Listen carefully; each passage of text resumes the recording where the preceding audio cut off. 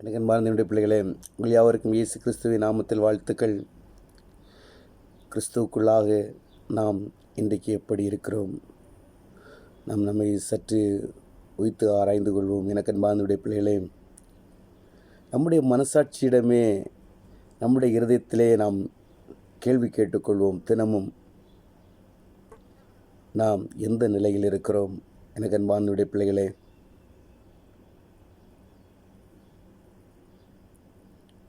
ஒரு யுத்த வீரனாக யுத்த களத்தில் நிற்க வேண்டியவன் நான். மாம்ச கிரியைகளுடனே நித்தமும் யுத்த களத்தில் நிற்க வேண்டியவர்கள் நாம்.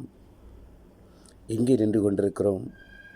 எனக்கு அன்பார்ந்த பிள்ளைகளே, மாம்சத்தின் கிரியைகள் நம்மை மேற்கொண்டு விடாதபடிக்கு அவைகளுடனே நித்தமும் நாம் போர் செய்யும்படியாக தேவன் நம்மை யுத்த வீரராக, யுத்தத்தின் குதிரையாக நிறுத்தியிருக்கிறார்.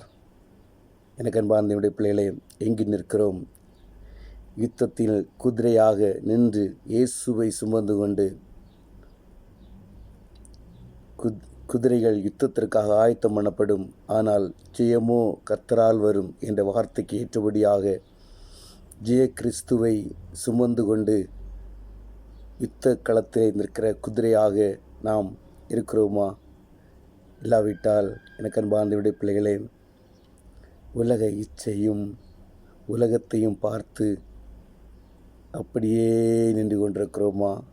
எனக்கு அன்பார்ந்த பிள்ளைகளே, எல்லாரையும் போல தேவன் நம்மை அழைக்கவில்லை. நம்மை அழைத்ததில் மற்றவர்களுக்கும் நமக்கும் அநேக வித்தியாசங்கள் உண்டு. சற்று நாம் நம்மை உய்த்து ஆராய்ந்து கொள்வோம். எனக்கு அன்பார்ந்த பிள்ளைகளே, என் அன்பின் சகோதரனே, என் அன்பின் சகோதரியே, எங்கே நிற்கிறோம்? எதற்காக அழைக்கப்பட்டோம்? எல்லாவற்றையும் விட்டுவிட்டு எங்கே நாம் நின்று கொண்டிருக்கிறோம்? யுத்த களத்தில் தானா? குதிரையாக நிற்கிறோமா? ஒரு நாள் ஆட்டு மந்தையில் ஆடுகளாக சக ஆடுகளோடு காணப்பட்டோம். ஆனால் தேவன் நம்மை பிரித்து எடுத்து நம்மை குதிரைகளாக, யுத்த குதிரைகளாக மாற்றினாரே. இன்றைக்கு நாம் எங்கே நிற்கிறோம்? யுத்தத்திலே கிறிஸ்துவை சுமந்து கொண்டு ஜெயத்தை பெறும்படியாக அவரை சுமந்து கொண்டு ஓடிக்கொண்டிருக்கிறோமா? சற்று நாம் சிந்தித்து பார்ப்போமா? நிச்சயமாக நம்முடைய வாழ்க்கை நாம் உய்த்து ஆராய்வோம். தேவன் நம்மையோடு கூட இருந்து நம்மை நடத்துவராக. ஜெயிப்போமா? அன்பின் தகப்பனே, நாங்கள் அன்றியோடு துதிக்கிறோம்ப்பா.